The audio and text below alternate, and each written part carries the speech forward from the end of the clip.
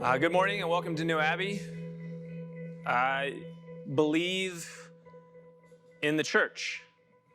I believe that the church has a place in this world to have honest conversations and to share with one another in community.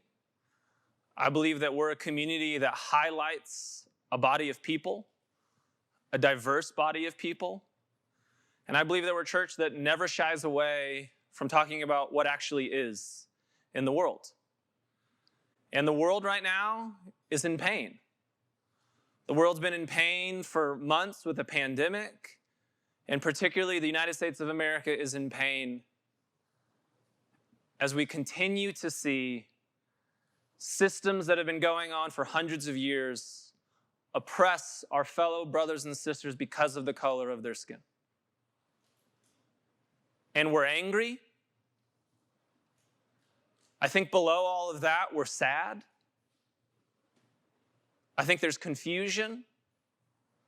I think all of us come to these conversations and to this corporate experience from a different place because we're all unique. But I see a world that is screaming at the top of their lungs to name what is, and what is that black people in this country have been hunted down, killed unjustly by police officers, and on a daily basis do not have the rights of their fellow white citizens. And that's not okay. We do not live in a country that has liberty and justice for all. And so as a church, we always have a higher message. We believe in a good news that speaks to a greater reality. That I say this all of the time, I'm never interested in just playing church. I'm not interested in just having another Sunday where we talk about more Bible passages, but we don't actually engage in the real injustices and the real pains and the real hurts that are going on in this world. That we don't actively participate in a way in which we offer real grace and real peace to those around us. That if we're ever just showing up and looking forward and looking for more Bible passages, but we're not engaged in the healing and the reconciliation of the world, then stop wasting your time and go have brunch somewhere else. That we come into this place because we know that liberation is needed. That the story of Jesus is about a different kind of kingdom, a different kind of reality, one that we are still not living into 2,000 years after the fact. One in which we still hurt other people because of the hurts that are within us and the systemic hurts around us. And so today, as we palpably feel the pain and the injustice in the air, maybe the words that we say this week are maybe more true than ever. Maybe they would mean something more to you. That we come here to celebrate good news. And good news is simply this: that God calls each and every one of us God's sons and God's daughters.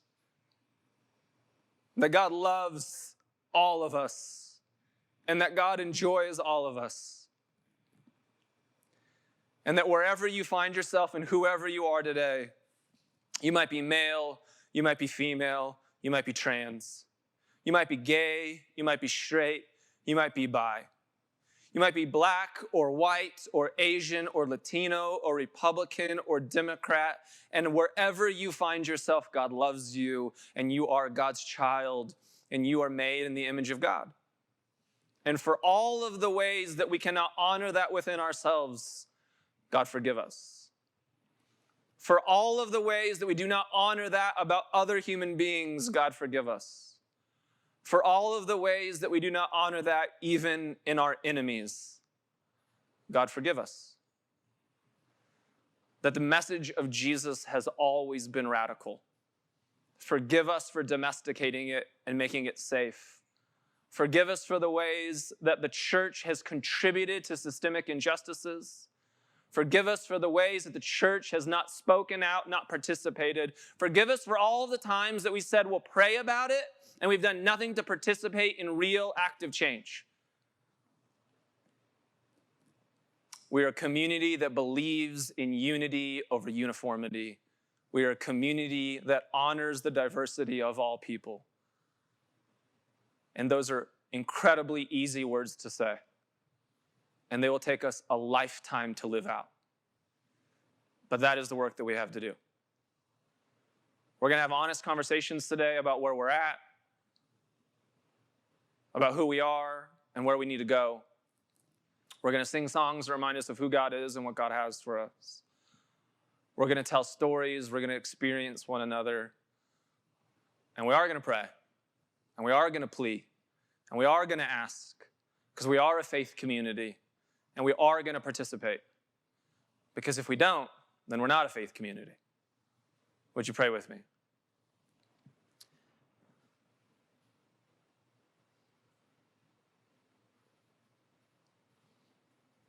God, we thank you that you're good.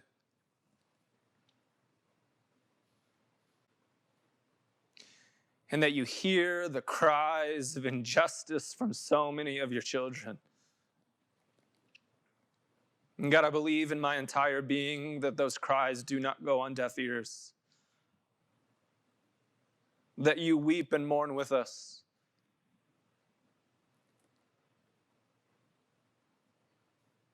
We are devastated as a people that lives are senselessly taken.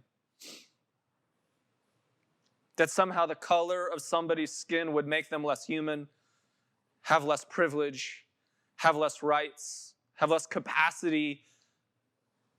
Forgive us for those judgments and biases. God, we need healing.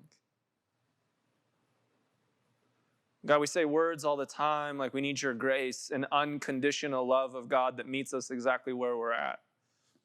God, we desperately need that this week. We need love to heal. We need love to transform. We need love to permeate voices as we shout on the streets, as we protest, as we riot, as we say, this is not okay. That this kingdom of this world and this reality that we live in, this democracy of the United States of America does not work for everybody.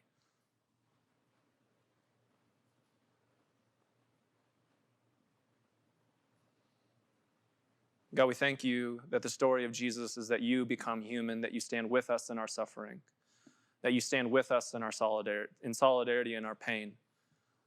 God, we're not alone in this. And perhaps, God, we're even angry at you in this. How does this still go on? How are we still here? Wherever we find ourselves this morning, God, whoever we are, would we trust in your good news, that we are your children, every single one of us made in your beautiful image, that we are loved by you, and that we are enjoyed by you. May that heal us. May that transform us. May that mature us, Jesus. And together as we heal, would we heal the world? In your name we pray. Amen. So here's the reality that I just want to talk a little bit about before we get to good news. Something I've seen a lot happening this week is people are angry. I'm angry. People are sad. I'm sad. People are scared. I'm scared. And I don't know that anyone has a monopoly on the exact right thing to do. And far too often, I think something that's happened historically and currently, particularly with black folks in this country, is we're seen as a monolith, right? So one black person feels this way, that's how black people feel. One person is expressing this way, that's how black people express, right? And really, we're as diverse as any other group of people. I think there's something communal about what it means to be black in America that we're experiencing. But gosh, like let black people do what they want to do. Like I know this may shock you. Some black people just want to go to work and come home. Not everyone wants to be an activist. Not everyone wants to have to use their voice every second to educate people. Not everyone wants to be even involved in this conversation. Literally, some black people want to go to work and then come home. And I don't think that that's too much to ask. So as we navigate this conversation, as we navigate as a community participating, let's not hold these standards to the people in our community. Let's not pretend like every black person has the answers on how to solve 500 years of systematic and systemic racism. That's not our job. The people who are having this conversation, who have done the work and the education, who are speaking up, listen to them. Listen to them. Hold your white friends accountable. Hold people in your life accountable. And at the same time, gosh, let people live the lives that they want to live. And with that, I was thinking about good news this morning because I texted someone texted me last night to see how I was doing, and I said, it's really hard to be a Black Enneagram 7 right now. And I meant that because I was torn in this place of feeling like I'm so sad and I'm so hurt and I'm so mad and do I get to experience joy right now? It was a real question I was asking. Are we going to get up here and share good news? Are we going to, like, literally Sammy was like, are you going to preach or is Corey going to preach? And I was like, I could preach. And then it would feel like, why do I have to preach? And Corey could preach and it could be like, well, why is he, like we are all trying to do the best that we can. This is not a test that we are passing or failing. This is people's real lives that we are trying to impact and affect. This is real injustice that exists in our society that we are trying to overturn. This is real time right now. And that's going to be messy, and that's going to be a long haul, and that's not going to be solved in an instant. And although these few weeks have felt like a spotlight from the media on what's going on, this is how it feels to be Black in America all the freaking time, right? And I had to remind myself that I still get to experience joy. I still get to take moments for things that bring me life. That does not mean I'm not involved in this conversation. That does not mean I'm not participating. That certainly does not mean I'm not aware of what's going on. But I was reminded how important joy is, and I say this all the time, and I mean it. Joy is, in and of itself, an act of resistance. And so we're still going to participate in that. And this time of sharing good news with one another, I think, is more important in a time like this than it is when everything's going well. So this morning, I before we share all of our good news with each other, the thing that I just asked them 30 seconds ago, if they could get going. There's this video of me and one of my best friends together riding what is quite possibly the world's smallest dirt bike. And I watched it over and over and over this morning, literally telling myself, I think it's okay if you laugh. I think it's okay if you smile at this. Wow, and I don't know why I'm getting emotional, but I think it's just important. We have a group text, and my sister sent a little Black girl in her neighborhood who was skateboarding around her neighborhood, and she was like, we need to see this right now. And I was like, we absolutely do. So before we share good news, I'm going to show you this video no, I'm not going to show you this video. You might have seen it when it accidentally showed up earlier, but now we can't really play it. Just imagine the exact scene and bike from Dumb and Dumber, but it's me and my friend Rosie. Got it? Okay. Also imagine the cutest video of a Black girl skateboarding through a neighborhood. Because those are also things that I want to see right now. So joy is an act of resistance. We're still going to participate in good news. That does not mean that because we allow ourselves to smile and have a moment of joy, that we don't get right back into the work. So with that, every week we do Meet an Interesting Person because we believe that we are telling one another stories. That a church is never interesting to me when people ask questions like, who's the pastor? How big is the thing? What's the music like? You didn't tell me anything about a body of people. You didn't tell me anything about a community. You didn't tell me, are they loving? Are they gracious? Do they participate in justice? And so, sorry, we have people walking through cameras. No big deal.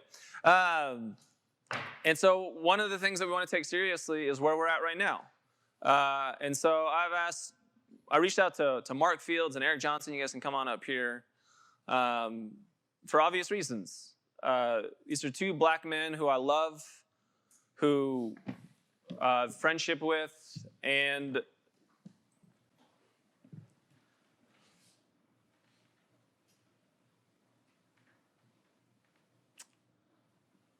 I don't want to burst out crying.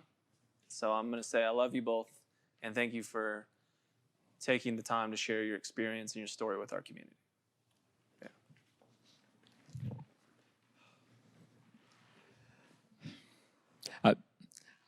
I know I'm probably going to just cry through this whole thing. So I'm Eric. The reason why this past month, but especially George's death, since his death, I wake up crying every day. And the reason why this hit so close to home for me, I was born June 6, 1960, in South Central Los Angeles.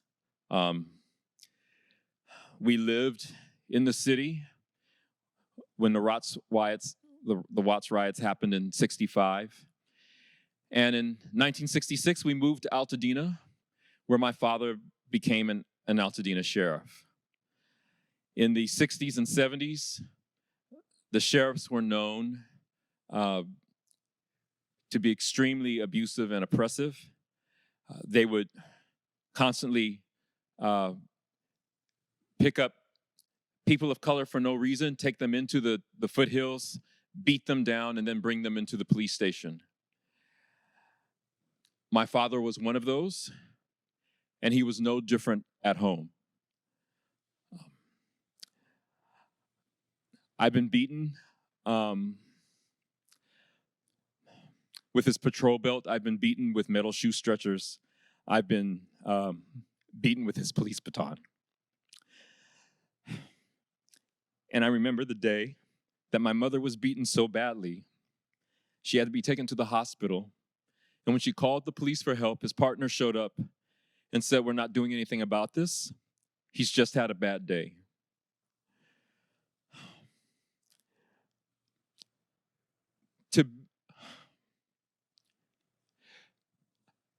To be in law enforcement is a calling. And for those of you out there who are in law enforcement, I thank you for your service. I'm grateful that you live up to that calling, but I'm constantly aware of those who are not.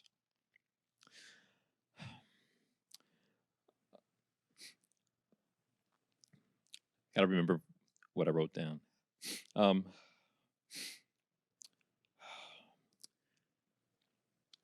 Last year, I also found out that my grandfather, my mother's father, we were at a family reunion, and my uncle shared the story that my grandfather was a police officer in Oakland, and that he would come home with his partners, and they would brag about the African Americans that they had either beaten or killed that day. And then when his partners would leave, then my grandfather would start beating the family. When I turned 17, I made the decision that this would stop in my family.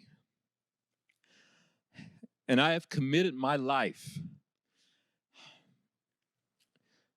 to ending abuse and oppression in any way possible.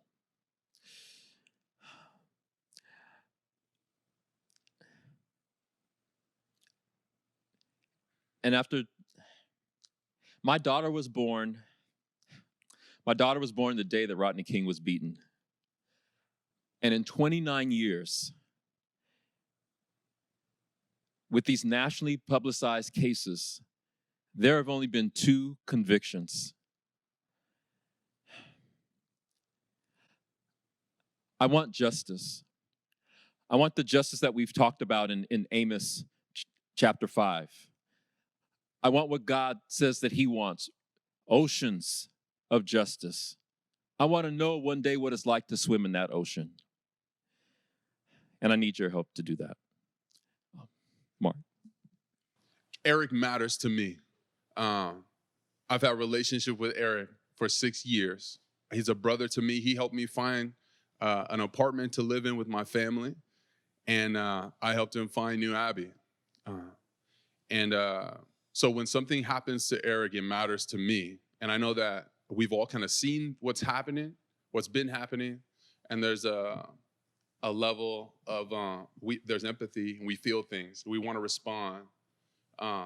Those cycles change, those emotions change, but our relationship to people who are in those situations doesn't change. So when something happens to Eric, it matters to me. And I think the invitation of us as people, as we follow Jesus, who did the same thing, and he didn't separate himself from the marginalized, and it cost him his life. And he didn't back down from that choice and that solidarity. When he was given choice after choice after choice, he continued to identify himself with those people. So as a family, I think we have that opportunity. And just like being said earlier, we have to let our Black sisters and brothers mourn and grieve and try to find joy in pockets where they're not responsible for your education as a person who is not of color. And people of color, we do need that relationship, and we need you to press in. But I need you to do the work of reading a book before you come to me to tell you something that somebody else has already written several books about. And that's part of why I'm even here today. Corey invited me, and I was kind of dealing with my own emotions.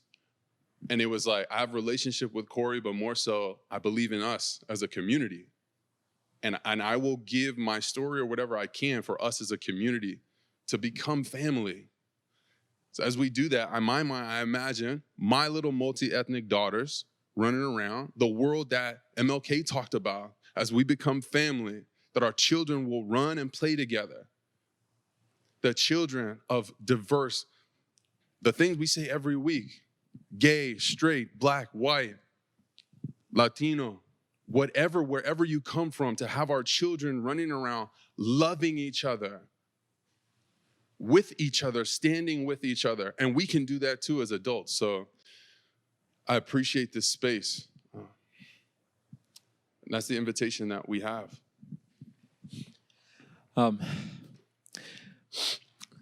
The day after George died, I woke up, turned on my phone, looked at my social media feed, and one of my dear friends, his Instagram post was a hashtag of his name, followed by a hashtag of the names of his sons. And I was like, oh my God, what happened? And then when I looked at the post, he was asking the question, if you woke up this morning to this hashtag, what would you do? How would you respond? And so with that, we want you to go into your groups with this question.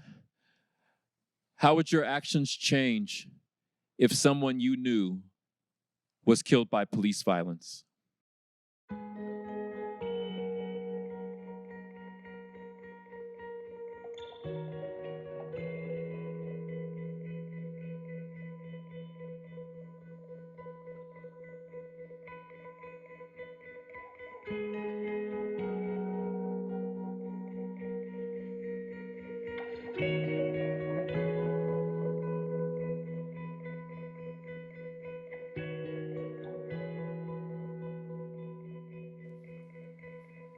For the last couple months, I've been planning on doing this series on the Lord's Prayer, because a lot of the conversations that we had that I've had individually with people through COVID was this reality that there's uncertainty, that they can't grasp what's going on in the world, that deconstruction is not necessarily working for them in this moment, and they need something to hold on to. They want faith, they want God, they want to pray again. And then as we've encountered everything that's happened over the last few weeks with violence towards Black people in America, I realized the same questions. Whether it's a pandemic or these violent murders, it's uncertainty, it's powerlessness, it's hopelessness, it's desiring for something more to be able to hold on to. And one of the big ideas that Jesus gets to in the Lord's Prayer is really just asking this bigger question is, does this kingdom actually work?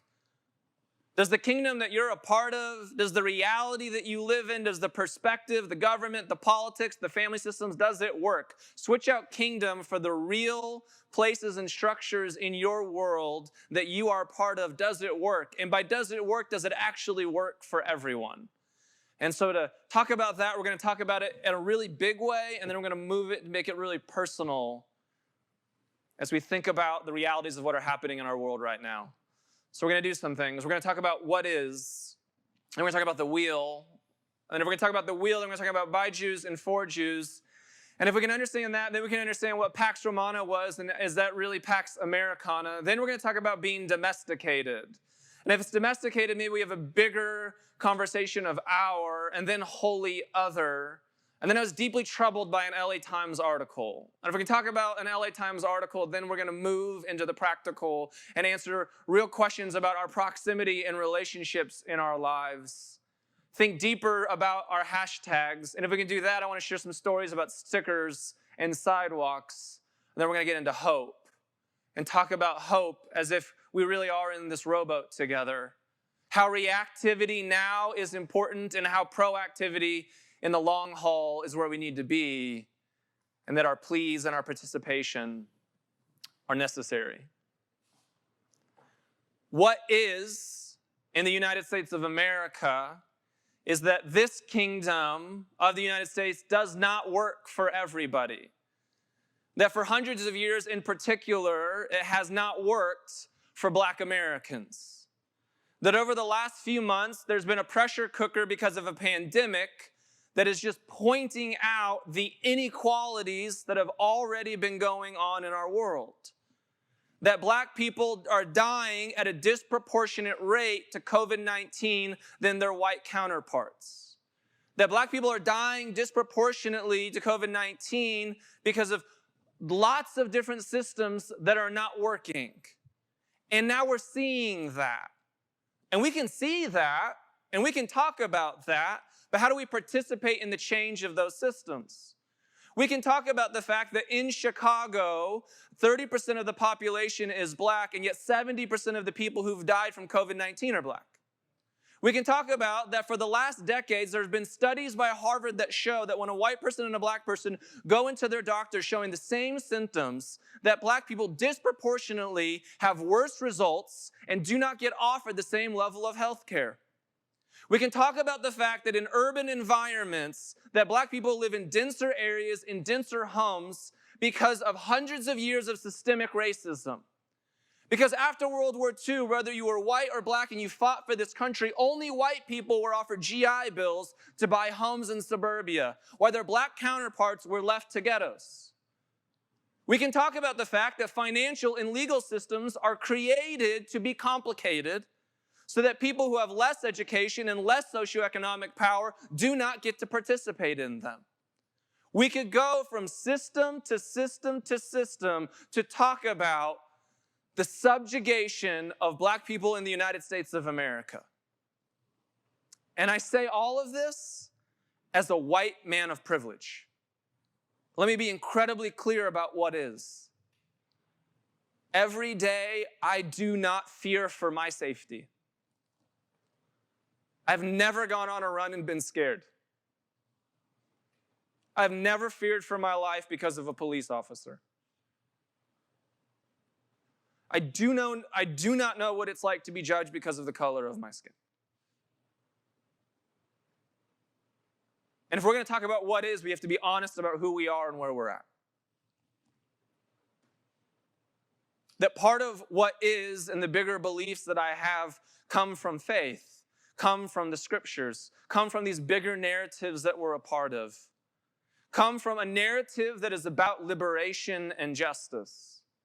That the most ancient peoples in this world and the religions that they created, those religions were always oriented around their empires. The Babylonians had gods around their empires. The Romans had gods around their empires. Name a superpower that's existed in the ancient world, and their gods were serving the power systems of that empire.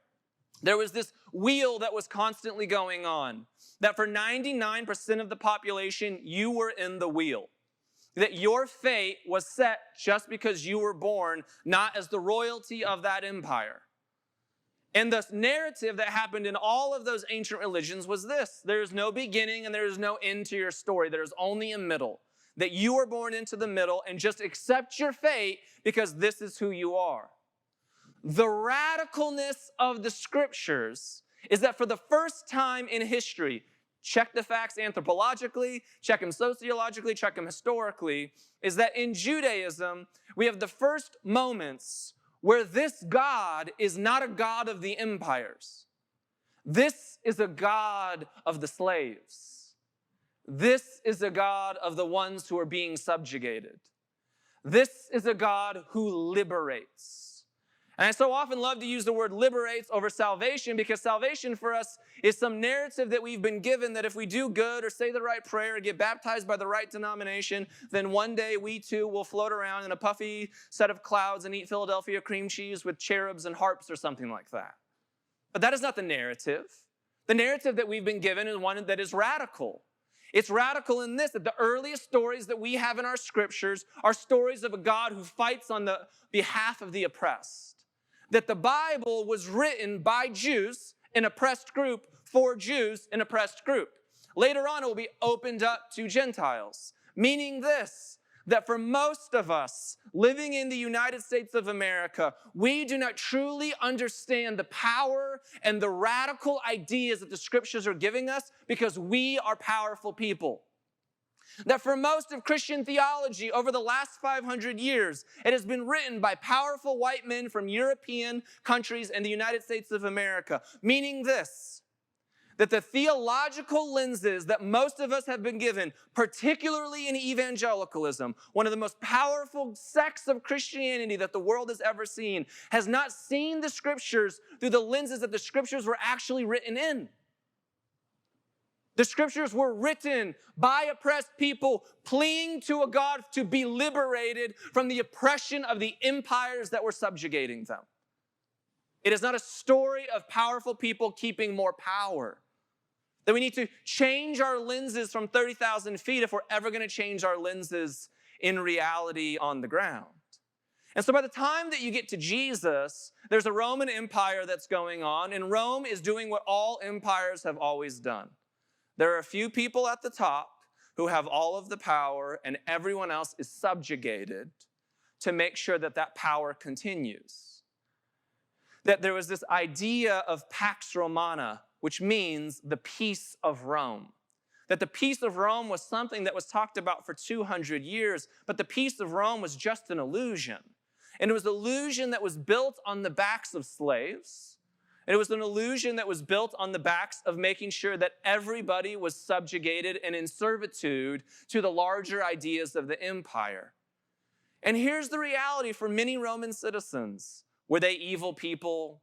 Were they malicious people? Were they trying to do wrong? Probably not. Did they benefit because of the subjugation and of the oppression and repression of other people in their society? 1,000% they did. Pax Americana, the illusion of the peace of the United States of America, is just the same. That if in your life you have the freedom, the privilege, the power, the capacity to not experience hurt and pain, to not know about the systematic problems that are going on in this world until they're put on the internet, then you're living in the peace of America that's false. Are you evil? Are you malicious? Are you a bad person? Probably not. But our ignorance, particularly white people, to the power and privilege that we have is real. It's real. And part of the reason that I'm preaching today is because it's real. And that if white people of power and privilege don't stand up, the systems won't change. That we have a part to participate in this story. Part of the ways that we change this story is that we need to stop domesticating God. That evangelicalism is guilty of this. That most of evangelicalism is white, powerful mega churches telling narratives about God where we don't want to get into political issues, where we don't want to talk about what's really going on. That we just want to give another sermon on whatever sermon series that we're on and not talk about the real pain and oppression that's happening in the world. If you know anybody that is going to a church like that, tell them to stop. They are participating in the subjugation of people in this country. If you worked at a job and you knew they never talked about the racism that's going on in the country, if you worked at a job and knew that they didn't hire black people, if you worked at a job and know that they wouldn't hire LGBTQ people, if you worked at a job and women weren't allowed to speak, would you keep working at that job? And yet somehow we've made ourselves believe that it's okay to participate in faith communities that do the exact same thing. And it's not okay. It should not take a video of a police officer with his foot on a man's neck for us to say that this is not okay. We don't know it's not okay because we've domesticated ourselves with the story that we're buying into. We said that this story is just about a heaven one day and not about the liberation of all people here and now. A heaven later one day is comfortable, it's neutral, it's vanilla. It requires nothing of you but to say a prayer at some point. The liberation of everybody here and now will require everything of you. Jesus never once asked us to worship him, but he constantly says, follow me. And the price of following, the price of standing up for those who do not have power will cost you everything. That is the story. That we have domesticated Jesus over the time, just like we domesticate all of the prophets. We've domesticated St. Francis, somebody who was speaking for the poor in his time, to a water fountain. We domesticated Martin Luther King Jr. by giving him a holiday in some ways. We always want to normalize the prophets so that we don't know the radical things that they were actually saying. We domesticate Jesus by commercializing. We domesticate Jesus by never talking about honest things in the church. We domesticate Jesus when we tell people that they can't riot, that they can't be angry, that they can't be mad. When we don't give people a voice. That's how we domesticate. But Jesus was radical. Jesus came into a Roman Empire and into a kingdom that did not work for everybody. And Jesus was somebody who constantly said, if you are my follower, if you are one of my students, I will walk places and you will follow me. And those are uncomfortable places. We're going to stand with women caught in adultery. We're going to stand with people who are filled with demons, dead people, right? Samaritans, which in another country, we would say this. You're going to stand with people who don't look like you, don't have the same gender as you, don't have the same sexuality as you, don't vote the same way as you. Jesus was constantly pushing the radical borders. Jesus was constantly challenging the systems of his day. Jesus challenged family systems. We have stories where Jesus says, if your family system, if this kingdom doesn't work, go find a better kingdom. Who is my brother and sister? Who is my mother? Jesus says. Jesus challenges the religious systems because he knew that the religious systems of his day were oppressing poor people. Jesus challenged ethnic systems. He would constantly say to the Jews of his day, if you're living in a reality where you're safe and you're normalized, you've domesticated God because you believe that somehow what's in your blood is what's saving you, then you're missing the true liberation that you're supposed to be a part of as the people of God. Jesus challenged political systems by going to a cross that even the most powerful empire of the day, the Roman Empire, could not keep Jesus quiet. That is a story of freedom and resurrection. That the story that we participate in as a people of faith is radical. And sometimes we wake up because of these moments.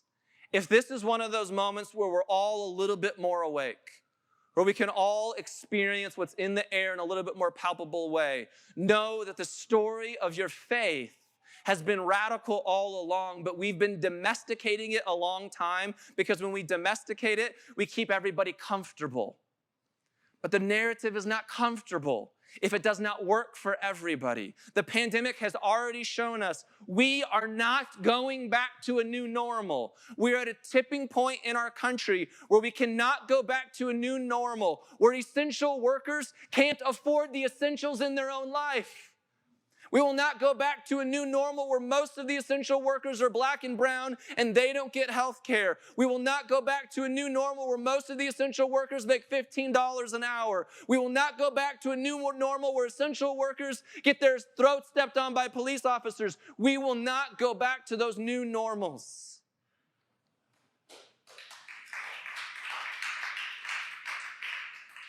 Because that kingdom doesn't work. And that kingdom hasn't been working for a long time.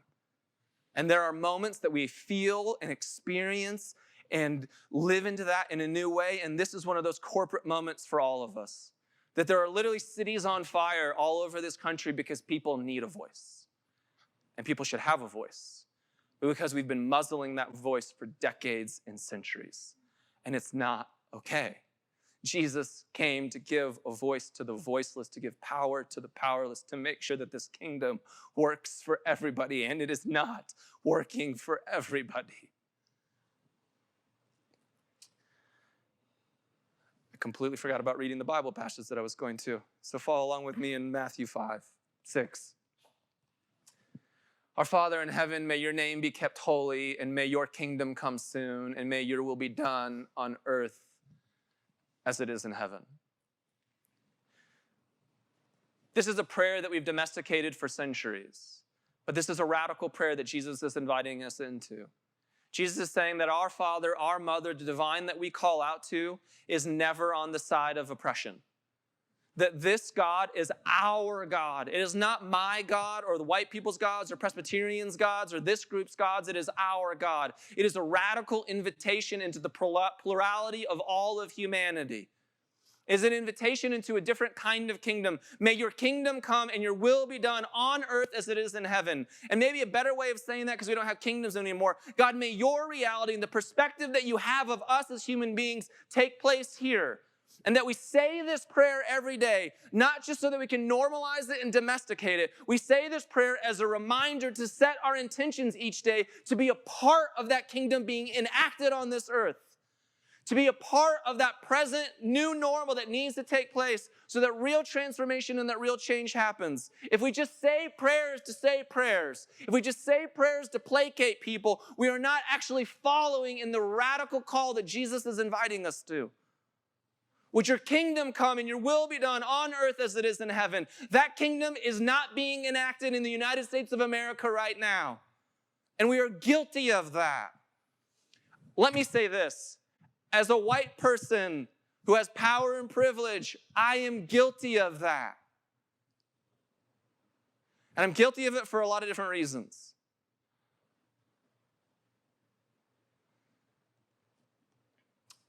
Without fail, when my children see a police officer, they get stickers. Every single time. They have no fear of a police officer and they run up to them and they get a sticker. For 6 years, I worked at Pasadena High School, and I worked with the basketball team there, and primarily young African-American men. And I remember coming outside one day of the school and see 3 of these young men lined up on the sidewalk with police officers standing over them, each of them asking to empty out their pockets. Why? The cops were curious. I'm not saying all cops are bad. I'm saying that my children will not live with that fear. That is power and privilege that I have. That one of my students one time in the leadership program that I did at Pasadena High School, he was driving home late one night to Northwest Pasadena. He had a bunch of buddies in his car. They had just been playing Xbox at a friend's house. There were 4 young black men, and a police officer pulled them over. And these 4 young men in the back of this car who'd been playing Xbox all night realized that 2 of them hadn't had their seatbelts on in the back seat.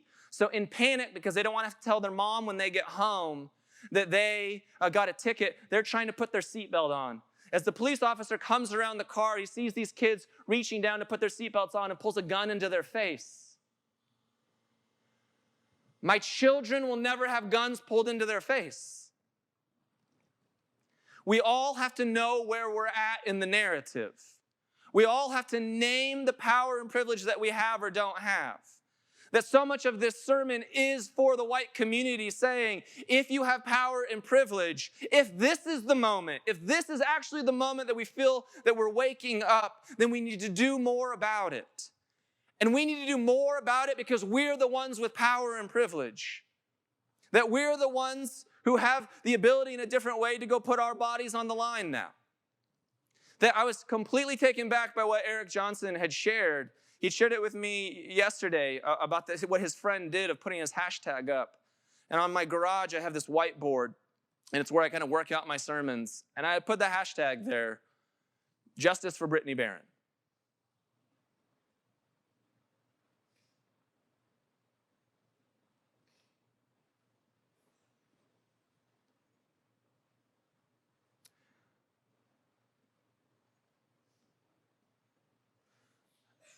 I'm not saying that to exploit. I'm not saying that to sensationalize. I put it on my board to personalize. That Brittany and I have a beautiful friendship, and we've had one for a long time. That we don't have to have any conversations with one another, but we get to have them all of the time. That when black people are killed in the United States of America, I don't have to call her and ask her to somehow appease my white guilt. That we have a relationship where we talk about all kinds of stuff in our lives. She talks about being black because she's black. I talk about being white because I'm white. We talk about economics. We talk about our jobs. We talk about all kinds of things because we have proximity and relationships to one another. And for many of us, we need to personalize this narrative. What would we do? How would we act if somebody who was close to us, if it was their hashtag? How would we change our actions in this world? That we shouldn't be waiting around for the next killing to change our actions. That we need to be engaged in this radical new kingdom now. That we need to be engaged in this transformation and this healing now. That Desmond Tutu has this powerful story when he talks about this idea of hope. And he says, even though I lived through 50 years of apartheid South Africa, I always had hope. And his story was that hope for him was the capacity to stare into the storm and stand there while the wind and the water beat against him. And he always had hope that even though the storm is raging against me, that one day he would see clear skies. And so my challenge is this for my white privileged friends who are listening, that we are a rowboat and not a cruise ship. My challenge is that if you are a white, privileged American, it is our turn to row. It is our turn to stand into the storm and to demand change. That black bodies have already given all of the blood and sweat that they need to in this story, and it is time for white people to be the first to protest. It is time for white people to enact change and transformation in this world. That it is our job to stand into the storm and shield our black brothers and sisters behind us so that they no longer have to endure these atrocities. It happens in reaction, and react right now. Protest, riot, put all of your stuff on social media. Do it because this is moving you. If this is the moment where you buy books or listen to a podcast or watch a movie, do whatever you need to do to keep being proactive in your education. But my challenge is this: will you keep standing in the storm 6 months from now when the news cycle is over? Because it's personal to you, because you have proximity of relationships of people that matter to you, and you would never, ever imagine or want to live in a world where they would become a hashtag. And let me give you practical advice on that. Because New Abbey has participated in these conversations a long time because of people who have had privilege and power in this community. That you can participate with chapters of BLM in Los Angeles and Pasadena and all around this country. That you can reach out to the NAACP about places to get involved, places to donate your money. You can reach out to an organization like LA Voice if you want to get organized. That each of us, and this is my challenge right now, is that we all have the power to put political pressure on the people that we vote for. Let me give you a very specific example of how it works in Pasadena and most cities. In the city of Pasadena, a lot of times police systems have not changed because of police unions. Police unions are incredibly powerful and they have a lot of money that keep people jobs, even if people do awful and vile things. Police unions are approved by police chiefs and city managers. City managers have their jobs because of the people that you vote for.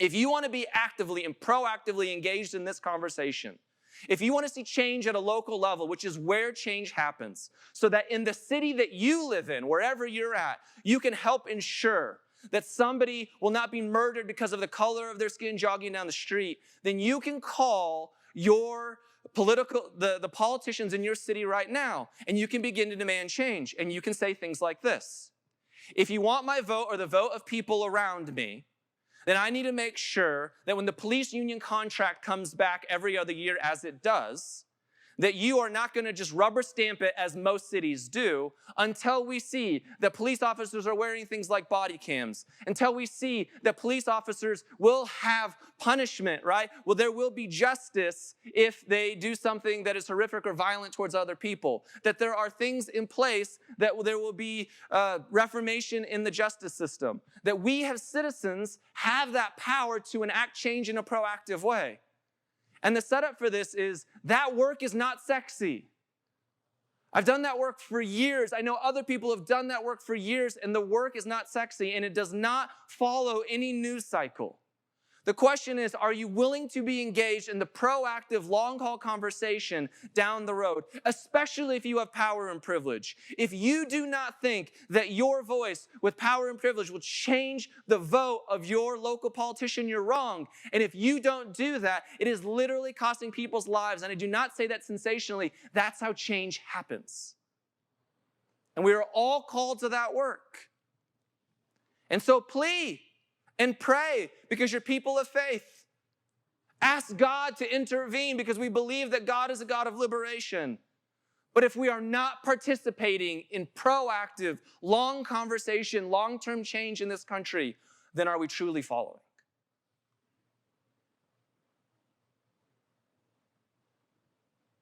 And this is not guilt and shame. This is, I hope, that we're all waking up. It should not take more deaths. It should not take sensationalism of news cycles and social media feeds for those of us to have power and privilege, to use our power and privilege to demand change in the country that gives us that power and privilege. We're going to get back into our groups and answer this question. What's one action step you can take this week towards the long haul? Enjoy.